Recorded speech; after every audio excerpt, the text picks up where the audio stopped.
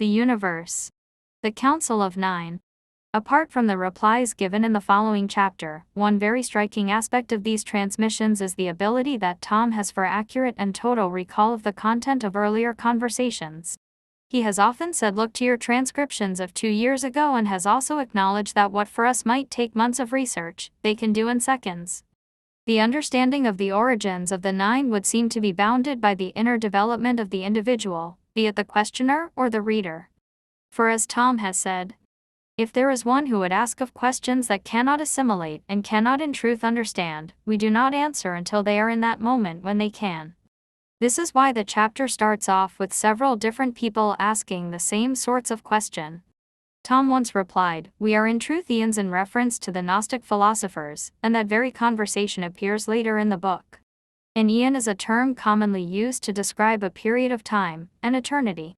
However, it also describes the highest form of celestial power, spiritual entities formed from the divine presence.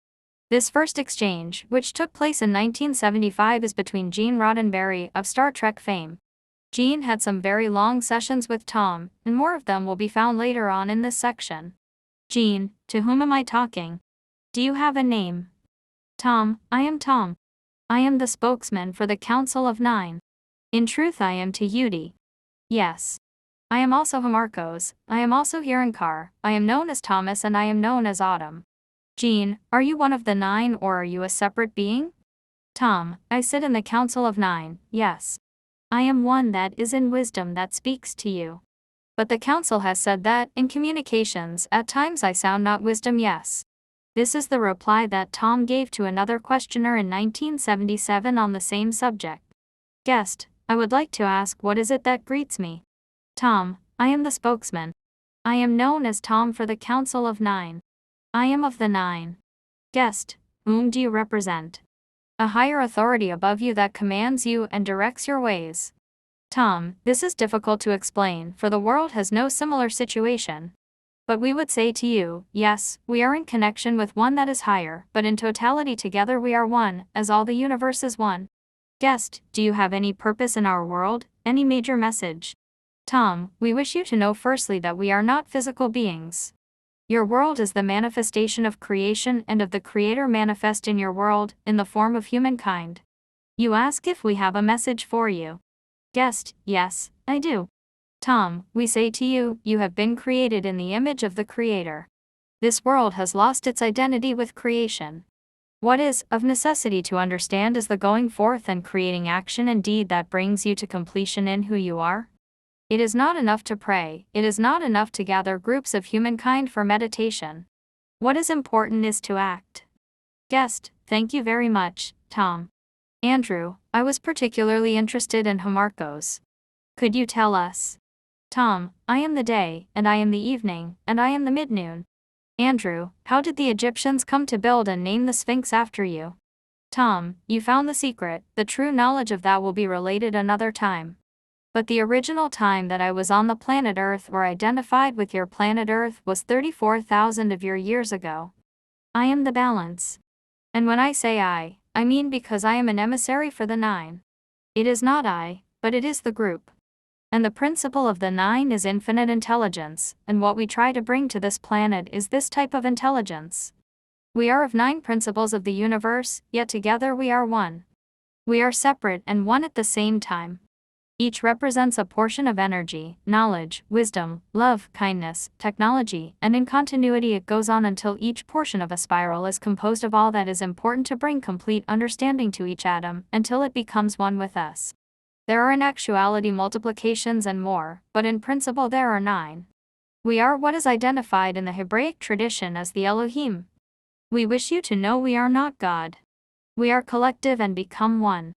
We wish you to know that we are you as you are we. You created us, and out of that creation you were created. Do not underestimate who you are, and your ability. Know that all people are pure, that you are perfect, and that all things are possible with you. Know also that we cannot exist without you and all souls, and neither can planet Earth nor the universe. When you understand that, you will understand your own life. At times in your world people create confusion, for the density of it is a density of darkness. But always hold the light of truth of your own being, who you are, in your heart. We are with you always. We give you love, we bring you peace.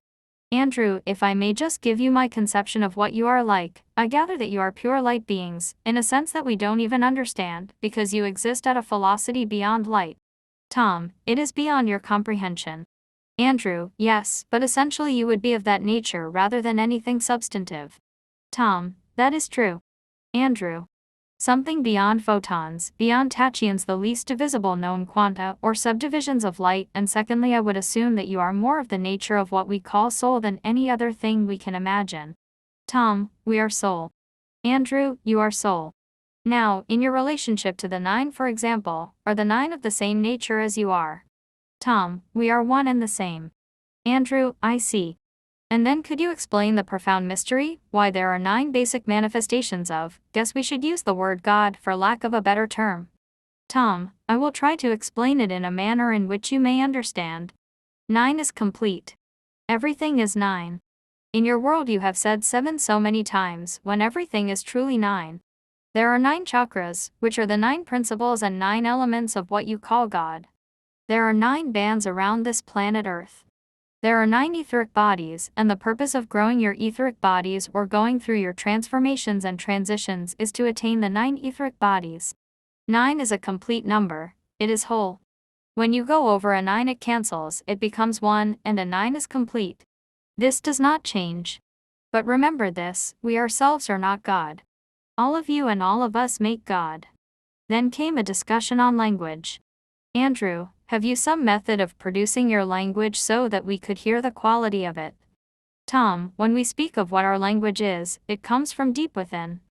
It reaches different degrees, but it is a tonal language. In your languages on earth you speak in a box and then you throw it out. John, yes. Our language is produced in the vocal cords. Tom, we speak in this box and then we push air and throw it out, do you understand that? Andrew, yes. Tom, and our language, it is within. It vibrates from the body, do you understand? Andrew, then it does not come out the way ours does at all. Tom, no, it does not. Andrew, does it produce a sound which another ear can hear?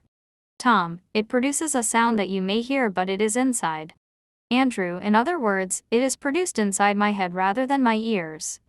Is that why you mean that the tonal range of your language is in 98.6 megacycles? Tom, that is correct. Andrew, in other words, it is what we would call a radio wave. Tom, that is also correct. In this next transmission, one questioner names various biblical characters from Genesis, chapters 4 and 5, descendants of Adam, asking whether any of these were members of the 9. Tom, in totality of understanding we are not any of those. There are hints of us upon your planet. There are many who try to understand who we are. In your earthliness, it is difficult for you to accept that you do not understand. At times the attempt to understand colors the truth of the universe. There are only keys for unlocking portions, for the human mind cannot totally comprehend. There are many interpretations and also many conflicts about who we are. Yes. In a future time we will attempt to explain ourselves on another level of consciousness, but first planet Earth must reach that state of evolutionary consciousness where we may be understood, yes. The Council has said do not try to put us into a box, we do not exist in that form, yes. John, is it true to say that there are several dimensions between us and yourselves? Tom, that would be an understatement. There are many. Within, in your mind, visualize your Earth. Then from your Earth visualize that there are waves spiraling outward. And one wave creates another, and as it circulates, it grows. And it creates more and more. And it is heavy in the beginning, and if it has a sound it is loud of sound. And as it radiates out it becomes refined, it becomes more expansive, and all of those irritants that exist within the physical planet Earth are eliminated as it becomes a pure sound and a pure wave. And if you would have it in the color of browns or blacks, as it is radiating out it is also being purified, until it becomes in truth the color of colorless, which is in truth a golden light. We are at the extent of that. We are, how may we say to you? As you can take a sound until it becomes the purest, and as you can take a color until it becomes the purest, and if you can take all vibrations until their level has raised until the pitch is of a pure nature, that is where we are. John, I see. That's a beautiful picture. Thank you. Tom, it is as if you would take all that was spiritual within the universe and all that was of the intellect within the universe and take all of the physicalness that has been refined and blend it together to make one pureness. It is like a crystal. Andrew, what we would like to know is something of your natural history. We would like to know what you look like, how you reproduce, what you do for nourishment, what is your role in the universe, what is your interest in the earth, and so on. I think it would help all of us enormously if you could just give us some idea of who you are in the more descriptive sense. Tom, we do not have a physical body. Although we may put on the mantle of a physical body when it is necessary, it would be difficult for us to describe to you exactly what we appear like. We appear in many forms, when that is necessary. And in your thought process we may appear as a human, we may appear as an energy ball, we may appear as a very bright light. We have evolved beyond the point of needing a physical type body, as many souls need. We are always here, but you do not always see us. When I say we, I do not mean me, but I mean all of us. We are often observing. There are particular times in your life when we do not observe, and that is when you are involved with your desires. We do not understand this, and it is none of our affair. Andrew, I see. So assuming you had certain physical energies to draw upon, you could mold into something that would manifest in our world. Is that the idea? Tom, it would be similar to that, but you would not understand our technology. We are in our mind what we think we are at that time. Do you understand this? We exist in the zone of cold. Because of this we have no problem in manifesting in any manner in which we desire. As far as our reproduction is concerned, we do not need reproduction. You must remember that those of us that live in this zone have come a very long way in evolving. It is not necessary to reproduce as it is in your place. We are soul. Andrew, what part of the universe do you work in, or what is your management? Tom, we are the universe.